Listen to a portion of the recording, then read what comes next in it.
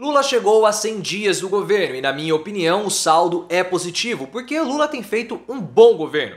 Basta pegar as críticas dos bolsonaristas que precisam utilizar dados do governo Bolsonaro para atacarem Lula, já que Bolsonaro deixou uma terra arrasada do ponto de vista institucional. E esses primeiros 100 dias de governo foram dias de reconstrução. Reconstrução das instituições, dos ministérios e também dos programas sociais. Isso já representa um grande avanço. Mas na minha percepção, a principal conquista de Lula nesses primeiros 100 dias foi a derrota de Arthur Lira. Mas na sua opinião, eu quero saber o que você achou desses primeiros 100 dias do governo Lula.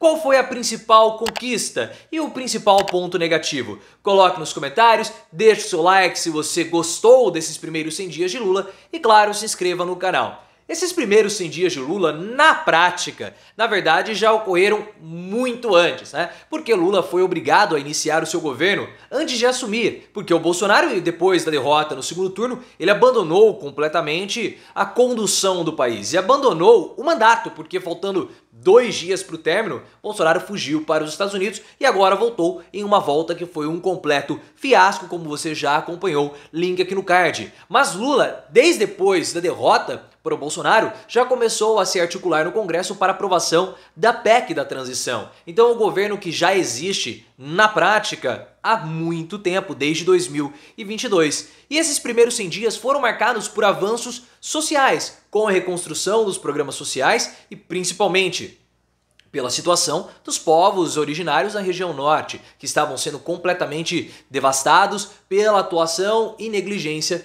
do próprio Bolsonaro, que promoveu todo essa possibilidade do avanço, principalmente do garimpo e dos madeireiros. E no ponto de vista institucional, nós também tivemos um grande avanço, porque Bolsonaro, ele atacava a República e os ministérios e os programas sociais deixados por Lula que já foram reconstruídos. Só que vendo tudo isso, no meu ponto de vista, a principal conquista de Lula foi no campo político.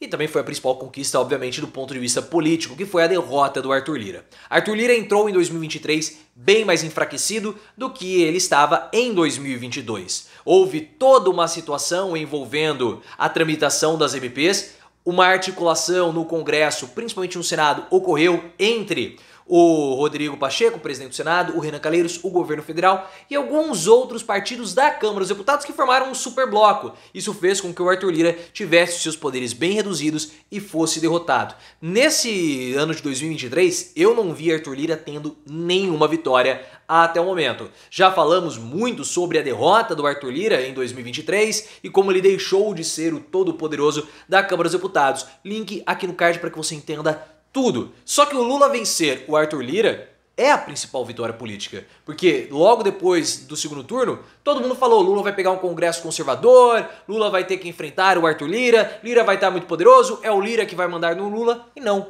Hoje, os poderes do Arthur Lira advêm completamente do Arthur Lira. Agora, sem ser o campo político, nós tivemos muitos avanços, como na semana passada nós tivemos um, com o cancelamento das privatizações. Lula retirou do programa de privatização os Correios e várias outras empresas. Isso vai ser importante porque junto com o arcabouço fiscal do Fernando Haddad, que é um arcabouço que você pode falar, é um arcabouço conservador? Sim, é um arcabouço bem mais conservador do que nós gostaríamos, mas foi uma forma do Haddad trazer para o pacto social, o mercado. Sem esse arcabouço fiscal, essa frente ampla não existiria. Então Lula, com o arcabouço fiscal, com o cancelamento das privatizações, poderá usar essas empresas estatais como indutoras da economia. O que fica muito difícil você deixar somente para o setor privado, o crescimento econômico e a geração de empregos. Porque com uma Selic de 13,75% fica muito, mas muito difícil. E é claro que a imprensa criticou e muito a retirada e o cancelamento dos Correios e de outras empresas do programa de privatização.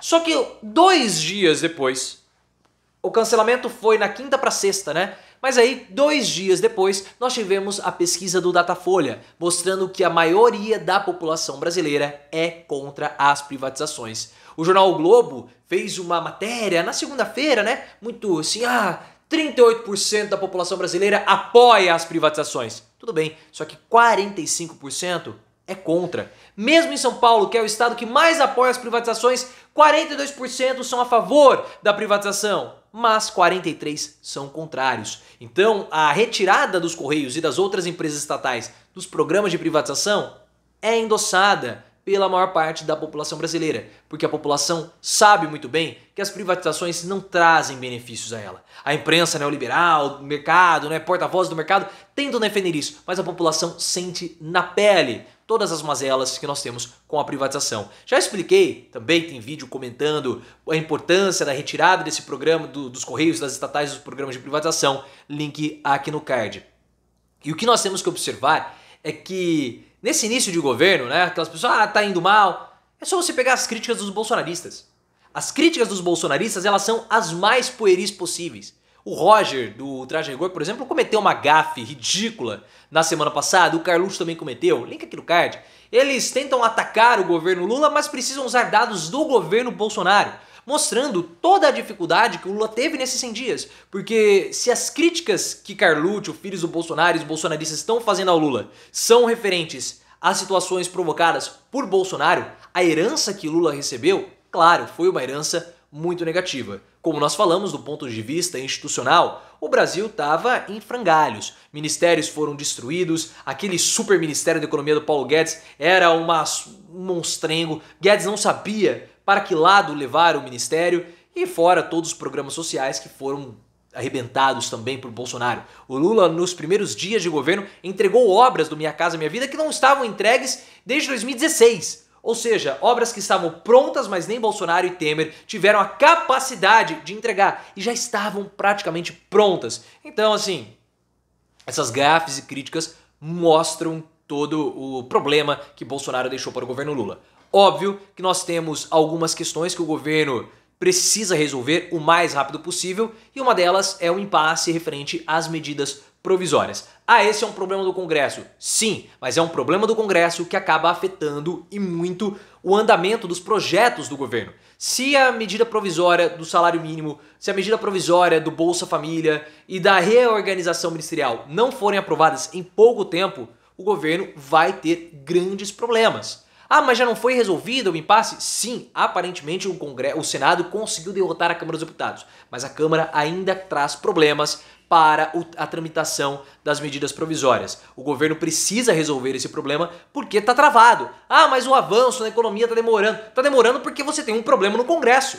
Tudo que você enviar para o Congresso vai ser travado porque há uma disputa institucional dentro do Congresso entre o Senado e a Câmara dos Deputados, uma disputa por poder. Então, o que vai acontecer? Qualquer projeto que for enviado vai ser travado. Não adianta mandar nada agora. Mas, falando de problemas do governo Lula, e não problemas que acabam respingando no governo como a crise no Congresso, eu vejo que algumas questões precisam ser urgentemente resolvidas. Eu não vou nem falar dos ministros, Dani do Vaguinho, os ministros do União Brasil.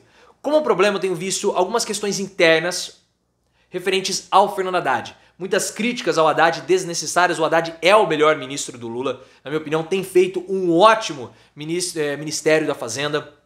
O arcabouço fiscal do Haddad é um bom arcabouço, traz o mercado para o pacto social. Então essas críticas ao Haddad não tenho gostado.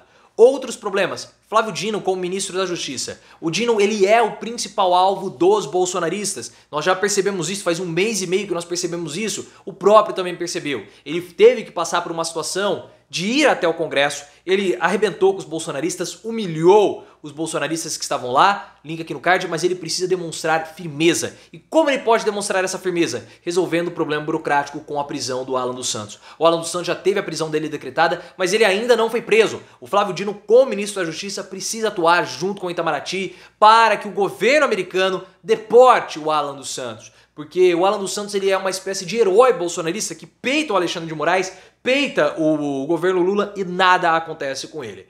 E por fim, um ponto que também precisa melhorar é a comunicação do governo Lula com a SECOM. Paulo Pimenta é o ministro mais fraco do governo Lula, não tem capacidade de ocupar o cargo que ele está ocupando. Ele fez um ataque super bolsonarista à jornalista da CNN falando: você é jornalista, você não tem que questionar isso. E tem demonstrado muita fraqueza, nomes dos programas são nomes antigos que têm revoltado também o Lula. Então Paulo Pimenta era um ministro que, na minha opinião, poderia sair o mais rápido possível. nessa dança de cadeiras, tem que colocar alguém mais capaz do que o Paulo Pimenta, fraquíssimo, na minha opinião, até o momento. Esses são os principais pontos que saltam aos olhos com relação aos pontos fracos do governo Lula. Mas você pode colocar aqui nos comentários qual foi o ponto que você mais gostou e o ponto que você menos curtiu.